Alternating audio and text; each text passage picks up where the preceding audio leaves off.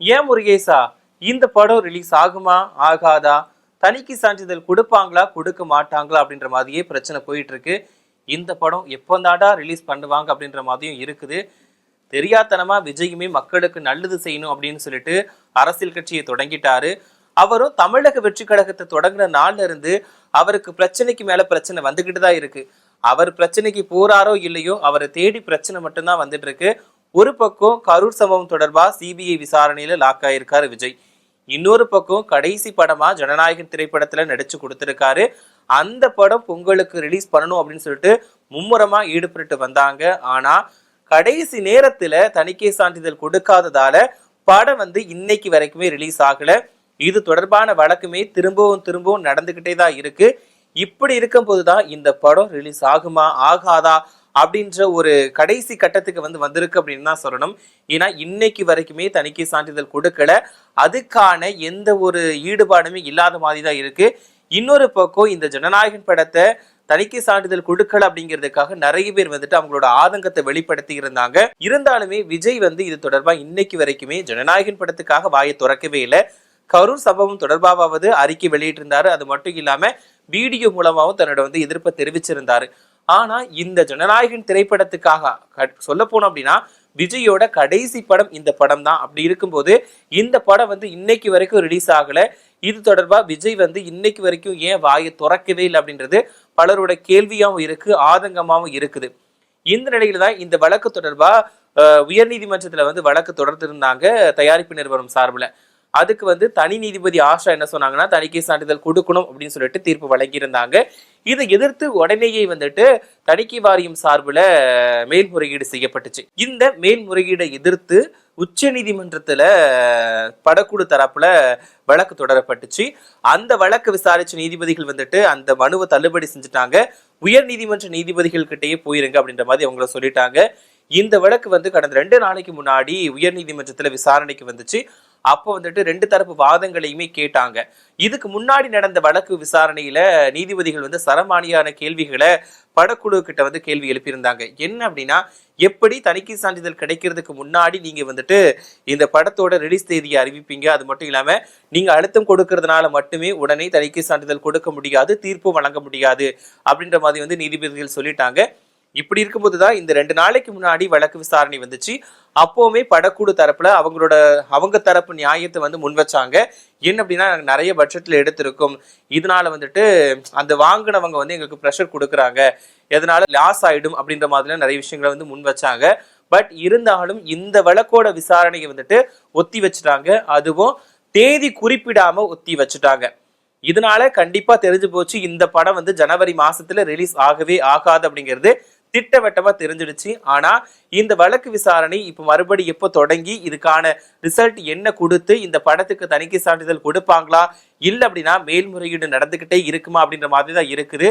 இது ஒரு பக்கம் விஜய்க்கு பிரஷர் அதிகரிக்க வச்சிருக்குன்னு தான் சொல்லணும். ஏன் அப்படின்னா, இந்த படம் விஜயோட கடைசி படம் அப்படிங்கிறது எல்லாருக்குமே தெரிஞ்ச விஷயம் தான். இந்த படம் மூலமா தான் விஜய்க்கு அரசியல் செல்வாக்கு கொஞ்சம் அதிகரிக்கிறதுக்கான வாய்ப்பு இருக்கு அப்படின்ற மாதிரியும் பேசப்பட்டுச்சு. ஏன்னா ஜனநாயகன் திரைப்படம் அப்படிங்கிறது ஒரு அரசியல் சார்ந்த கதைக்களம் கொண்ட திரைப்படம் அப்படிங்கிறது ட்ரெய்லரை பார்க்கும்போது நல்லாவே தெரிஞ்சிருந்துச்சு.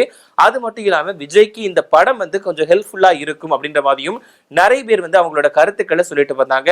ஏன்னா இது அரசியல் சார்ந்த படம் அப்படிங்கிறதுனால விஜய்க்கு கொஞ்சம் தேர்தல் களத்துல கொஞ்சம் உதவியா இருக்கும் அப்படின்ற மாதிரி சொன்னாங்க. ஆனா இந்த படத்துக்கு சென்சார் சான்றிதழ் கிடைக்காததால திட்டமிட்டபடி ரிலீஸ் செய்வதில் தடை ஏற்பட்டுச்சு, ஒத்தி வைக்கப்பட்டுச்சு. இப்போ கடைசியா இந்த படம் ரிலீஸ் ஆகுமா ஆகாதா அப்படின்ற மாதிரியுமே நிறைய விஷயங்கள் இருக்கு. இன்னொரு பக்கம் சிபிஐ விசாரணையில விஜய் லாக் ஆகியிருக்காரு.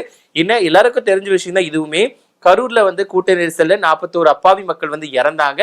இது தொடர்பா சிபிஐ விசாரிச்சுட்டு வந்துட்டு இருக்காங்க. ஏற்கனவே தமிழக வெற்றி கழக நிர்வாகிகள் கிட்ட சிபிஐ விசாரணை நடத்திட்டாங்க. இப்படி இருக்கும்போது விஜய் கிட்ட 2 டைம் சிபிஐ அதிகாரிகள் விசாரணை நடத்தினாங்க. இதுக்காக விஜய் டெல்லிக்கும் போயிட்டு வந்துட்டாரு. இதுக்கான விசாரணையுமே இன்ன வரைக்கும் தான் போயிட்டு இருக்கு. ஒரு பக்கம் ஜனநாயகன், இன்னொரு பக்கம் சிபிஐ விசாரணை. இந்த 2 பிரச்சனையிலையுமே விஜய் மாட்டிக்கிட்டு ரொம்பவே முடிச்சிட்டு இருக்காரு அப்படின்னு தான் சொல்லணும். இது தொடர்பா இது வரைக்கும் எதுவுமே திறக்கவே இல்லை. இந்த நிலையில தான் செயல் வீரர்கள் கூட்டத்தை நடத்த இருப்பதா விஜய் இப்ப அறிவிச்சிருக்காரு. வரக்கூடிய 25ஆம் தேதி தமிழக வெற்றி கழகத்தோட செயல் வீரர்கள் கூட்டம் நடைபெற இருக்கு. இன்னொன்னு பார்த்தோம் அப்படின்னா இந்த ஜனநாயகன் படத்தை வந்து ஃபர்ஸ்ட் ஆர்வமா இருந்தாங்க. ஏன்னா பொங்கல் ரிலீஸ் அப்படிங்கிறதுனால தளபதியோட கடைசி படத்தை பார்த்தே தீருவோம் அப்படின்னு சொல்லிட்டு நிறைய பேர் ஆவலா இருந்து டிக்கெட்டுமே புக் பண்ணாங்க. பட் இந்த பிரச்சனை போய்கிட்டே இருக்கும்போது வந்து இந்த படத்துக்கான எதிர்பார்ப்பு குறைஞ்சிட்டு அப்படின்னு தான் சொல்லணும். இந்த படத்துக்கான ஆர்வங்கள் எல்லாமே குறைஞ்சு போச்சு. அந்த டைம்ல இருந்த ஒரு ஈர்ப்பும் ஒரு ஆர்வமும் வந்துட்டு இப்போ இல்லை அப்படின்னு தான் சொல்லணும். ஏன்னா இந்த விசாரணை வந்து எப்போ முடிஞ்சு எப்போ படம் வரப்போகுது அப்படின்ற நிலைமைக்கு வந்து எல்லாருமே தள்ளப்பட்டுட்டாங்க. படம் வருமோ வராதோ அப்படின்னு சொல்லிட்டுமே எல்லாருமே வந்தா வருது வரட்ட போகுது அப்படின்ற மைண்ட் செட்டுக்கு போற மாதிரி ஆயிடுச்சு. ஏன்னா எனக்கு எப்படியும் சான்றிதழ் கிடைக்காது அப்படிங்கிறது தெரிஞ்ச பட்சத்துல எல்லாருக்குமே அந்த படத்தின் மீதான எதிர்பார்ப்பு குறைஞ்சு போச்சு. இதனாலுமே விஜய் வந்து கொஞ்சம் அப்செட்ல தான் இருக்கிறாரு. என்ன அப்படின்னா இந்த படத்தோட கதை அப்படிங்கிறது பாலையா நடிச்ச ஒரு படத்தோட கதைங்கிறது எல்லாருக்குமே தெரியும். ஒரு சில மாற்றங்களை செஞ்சுதான் இந்த படத்தை எடுத்திருக்காங்க.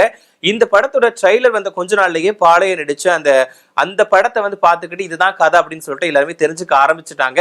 இப்படி எல்லா விஷயத்திலையும் பார்க்கும்போது ஜனநாயகனுக்கு வந்துட்டு நிறைய வந்து பேக் பாயிண்ட் தான் இருக்குது அப்படின்னு சொல்லணும். அப்படி பார்க்கும்போது இந்த படத்தை வந்து OTTல வந்துட்டு வெளியிட்டுருவாங்களோ அப்படின்ற மாதிரியுமே ஒரு தரப்பு வந்து சொல்லிட்டு இருக்காங்க. என்ன அப்படின்னு பார்த்தோம் அப்படின்னா விநியோகஸ்தர்கள் வந்துட்டு பின்வாங்க ஆரம்பிச்சுட்டாங்க. அதாவது எங்களுக்கான பணத்தை திருப்பி கொடுத்துருங்க. விஜய் படம் அப்படின்னாலே கொஞ்சம் வசூல் கலைக்கட்டும் அப்படிங்கிறது எல்லாருக்கும் தெரிஞ்ச விஷயம் தான். அதுவும் கடைசி படம் அப்படிங்கிறதுனால கண்டிப்பா கஜானா வந்து ஃபுல் ஆயிடும் அப்படின்னு சொல்லிட்டு விநியோகஸ்தர்கள் வந்துட்டு போட்டி போட்டுட்டு முன் வந்தாங்க.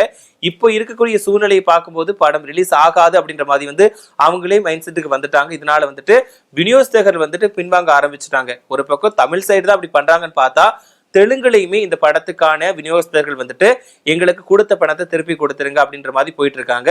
இதனாலையுமே அந்த படக்குழு வந்து கொஞ்சம் அப்செட் தான் இருக்கிறாங்க.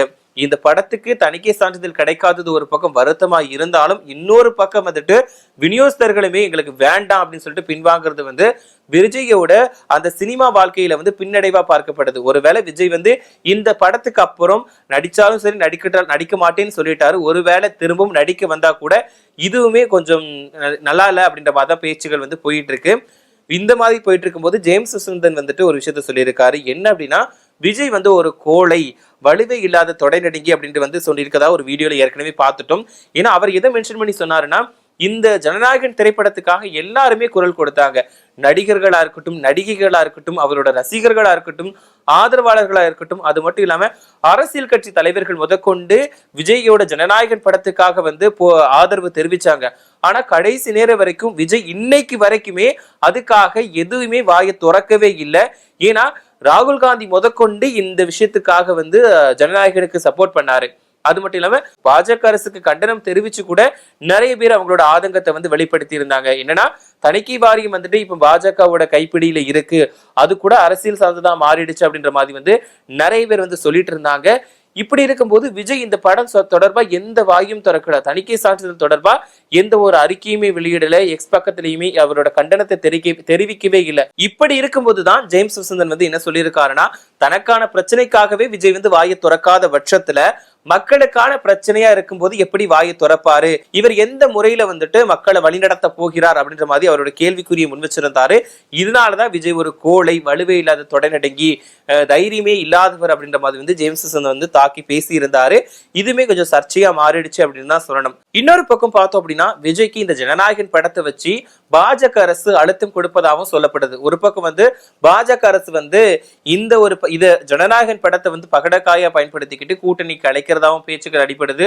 அதே நேரத்துல விஜய் வந்து தேர்தலில் ஈடுபட வேண்டாம், பிரச்சாரத்துக்காகவது ஒத்துழைச்சா போதும் அப்படின்ற மாதிரி பாஜக தரப்புல சொல்றதாகவும் தகவல் வந்து வெளியாச்சு. இது எந்த அளவுக்கு உண்மை அப்படிங்கிறது தெரியல. ஒரு பக்கம் விஜய் வந்து அரசியலுக்கு வந்துட்டாரு, மக்களுக்கு நல்லது செய்யணும் அப்படின்னு நினைச்சிட்டு, ஆனா இவர் வந்த நாள்ல இருந்து பிரச்சனைக்கு மேல பிரச்சனை எந்த அரசாங்கமா இருந்தாலும் கொடுத்துக்கிட்டு தான் இருக்கு அப்படின்ற மாதிரி தமிழக வெற்றி கழக நிர்வாகிகள் வந்துட்டு அவங்களோட குற்றச்சாட்டை முன் வச்சுக்கிட்டு தான் இருக்கிறாங்க.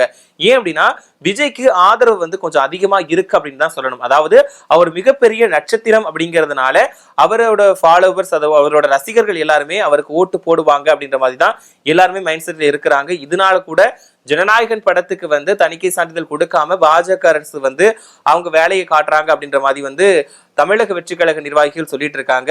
சோ நான் ஏற்கனவே சொன்ன மாதிரி இந்த படத்தை ஒருவேளை OTTல கூட வெளியிட்டுருவாங்களோ அப்படின்ற மாதிரி தான் நிறைய பேர் எதிர்பார்த்துட்டு இருக்காங்க. இதை பத்தி நீங்க என்ன நினைக்கிறீங்க அப்படிங்கிற உங்களோட கருத்துக்களை மறக்காம சொல்லுங்க.